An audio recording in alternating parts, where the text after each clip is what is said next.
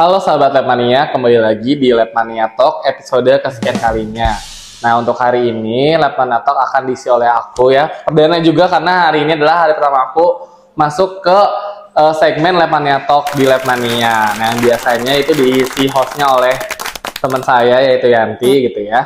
Nah, untuk hari ini di sini aku akan sharing pengalaman aku terkait mengikuti kegiatan workshop estimasi ketidakpastian pengujian di bidang mikrobiologi. Nah, karena kemarin aku udah ikut, jadi aku mau sharing nih ke kalian, kira-kira kenapa sih aku harus ikut training itu, lalu nanti juga ada materi apa aja yang dibahas, dan juga seberapa penting materi ini digunakan di laboratorium gitu ya. Nah, oke, sebelumnya mungkin aku perkenalkan diri dulu. Nama aku Dava Firdaus. Di sini aku sebagai tim digital marketing dan juga biasa diperbantukan untuk menjadi fasilitator atau asisten trainer ketika ada kegiatan training di Labmania Indonesia gitu ya. Kita langsung masuk aja ke pembahasannya. Oke, yang pertama alasan kenapa aku ikut training ini. Jadi alasannya sebenarnya adalah aku tuh sebagai fasilitator di kegiatan training workshop kemarin. Jadinya kan kalau di kegiatan training tuh di Labmania pasti ada yang namanya panitia. Nah, kalau panitia itu kalau kita sebut di sini tuh fasilitator. Nah, kebetulan karena aku jadi fasilitator, otomatis kan aku mendengarkan materinya. Daripada aku cuman dengerin aja, diam terus dengerin, mendingan aku sekalian ikut belajar. Karena sebelumnya juga merupakan analis mikrobiologi ya, jadi pengen tahu nih, penasaran kalau misalkan estimasi itu gimana sih perhitungannya. Karena setahu aku ya, materi estimasi ini merupakan salah satu materi yang sangat dihindari oleh teman-teman laboratorium. Kenapa? Karena materi ini tuh benar-benar hitungan statistik. Jadi pure hitungan statistik, rumus-rumus, dan juga uji-uji statistik lah ya pokoknya. Oke, kita masuk ke pembahasan materi apa saja yang disampaikan oleh narasumber di workshop estimasi ketidakpastian, atau biasanya disingkatnya EKP aja ya biar lebih cepat, EKP mikrobiologi ini. Nah, untuk EKP mikrobiologi ini, sebenarnya EKP itu nggak hanya ada di mikrobiologi, tapi juga ada di kimia gitu ya. Jadi EKP itu ada EKP kimia, ada EKP mikrobiologi. Nah, sebelumnya saya pernah juga ikut EKP kimia ya, sebelum-sebelumnya ya, 2 bulan yang lalu mungkin. Nah, ternyata setelah saya ikut EKP mikrobiologi ini, materinya cukup berbeda antara EKP mikrobiologi dan juga EKP kimia. Nah, kalau misalkan EKP kimia, itu nanti kita ada namanya diagram fishbone ya, atau diagram tulang ikan, di mana tulang-tulang kecilnya itu merupakan sumber-sumber ketidakpastian di pengujian kimia. Misalkan di pengujian volumetri, misalkan titrasi gitu ya, vitamin C dalam jeruk. Nah, kan pasti ada sumber-sumber kesalahan nih, misalkan dari penimbangan, dari kalibrasi alat, dari pemipetan, dan lain-lain. Nah, kalau misalkan di estimasi ketidakpastian pengujian kimia, kita harus menghitung masing-masing tulang kecil tadi ketidakpastiannya. Jadi, ketidakpastian di penimbangan kita harus ukur, ketidakpastian di pemipetan kita harus ukur, ketidakpastian di penimbangan, kalibrasi alat, atau suhu itu harus kita hitung. Jadi, masing-masing step dari satu rangkaian pengujian vitamin C dalam jeruk itu kita harus hitung ketidakpastiannya kalau misalkan di EKP kimia. Sedangkan kalau misalkan EKP di mikrobiologi, kita hanya cukup lihat hasil akhirnya aja.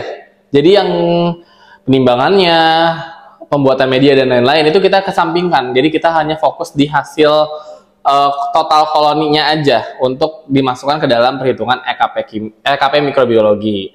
Nah, jadi kalau misalkan di EKP mikrobiologi ini itu terbagi menjadi 3 jenis. Jadi ada namanya ketidakpastian teknis, atau biasa disimbolkan dengan lambang UTEC gitu ya. Lalu ada namanya ketidakpastian matriks, itu biasanya dilambangkan U matriks, dan juga ada satu lagi U distribusional, yang dimana U distribusional ini atau ketidakpastian distribusional ini dibagi menjadi 2 lagi. Ada namanya U poison dan juga U konfirmasi. Kalau misalkan sahabat Labmania di laboratoriumnya menguji patogen gitu.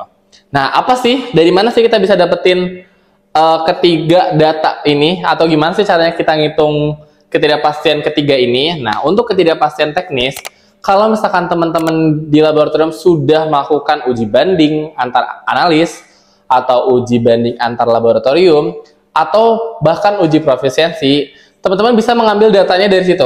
Jadi untuk ketidakpastian teknis ini, kita hanya mengambil data dari pengujian tadi, uji banding, uji profisiensi. Jadi kita nggak usah melakukan pengujian ulang. Jadi kita bisa ambil data dari situ untuk dimasukkan ke dalam perhitungan U-teknis. Nah, U-teknis ini biasa rumusnya itu nanti saya cantumkan di sini.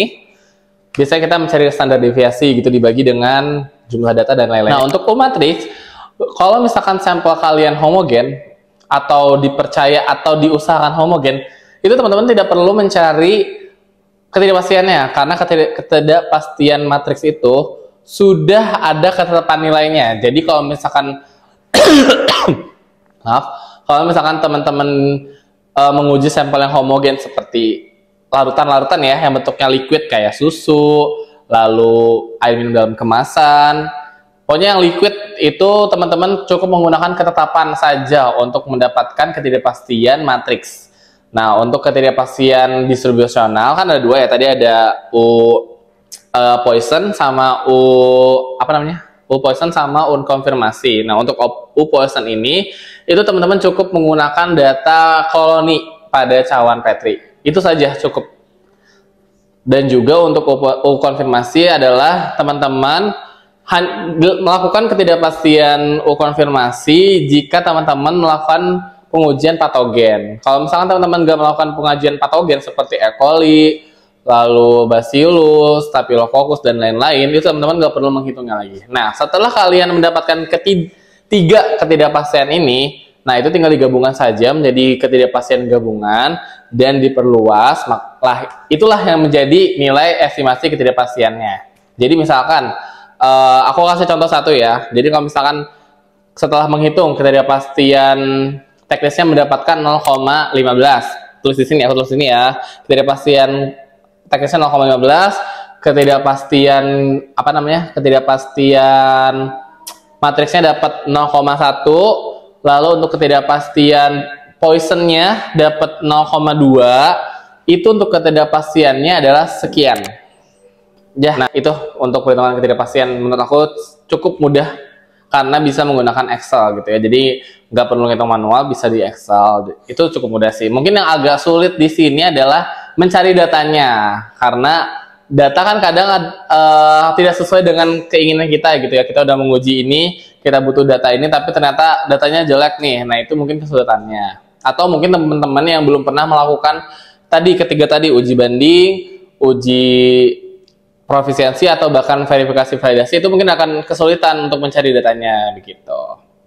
Nah, seberapa penting estimasi ketidakpastian ini untuk teman-teman semua? Penting sih menurut saya. Bukan menurut saya aja, bahkan menurut ISO sendiri di klausulnya tuh tertulis bahwa laboratorium harus mengevaluasi ketidakpastian. Jadi kalau misalkan teman-teman mau labnya terakreditasi ISO 17025/2017, ya teman-teman harus melakukan tadi perhitungan estimasi ketidakpastian. Kalau misalkan emang ruang lingkupnya di mikrobiologi, berarti ya teman-teman harus melakukan estimasi ketidakpastian mikrobiologi tadi, karena memang sudah suatu kewajiban kalau misalkan teman-teman mau terakreditasi.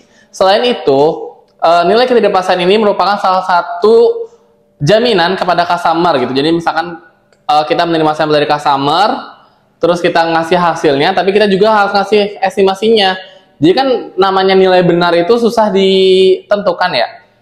Kalau misalkan di laboratorium tuh nilai benar tuh susah ditentukan, beda dengan matematika. Karena kan kalau matematika angka pasti. Kalau misalkan di laboratorium itu memang nilai benar itu sulit. Mana yang benar itu belum tahu. Jadinya kalau di laboratorium kita menggunakan nilai estimasi tadi. Jadi untuk mengasih tahu range hasilnya. Jadi kalau misalkan kita ngasih nilai uji 900 koloni, sebenarnya tuh bisa jadi itu range antara 500 sampai dengan 10.000 koloni begitu. Jadi ada range-nya ya, karena kita tidak bisa menghasilkan atau memberitahu nilai sebenarnya, tapi kita hanya bisa menampilkan nilai estimasinya begitu. Oke, mungkin untuk Lab Mania Talk kali ini sayangnya memang kalau misalkan di kampus itu buat teman-teman mahasiswa tidak masuk tidak masuk ke dalam SKS-nya. Jadi nggak ada nih estimasi ketidakpastian itu tidak masuk ke dalam SKS-nya. Jadi sayang banget buat teman-teman mahasiswa dan dosen tidak dapat nih si materi ini, materi estimasi ketidakpastian ini. Makanya, ayo belajar bareng estimasi ini bersama Labmania. Caranya gimana? Gampang banget kok teman-teman. Teman-teman cukup hubungi nomor yang tertera di sini. Terus tinggal bilang saya mau ikut workshop estimasi ketidakpastian pengukuran mikrobiologi. Oke, sampai sini dulu ya teman-teman. Dadah.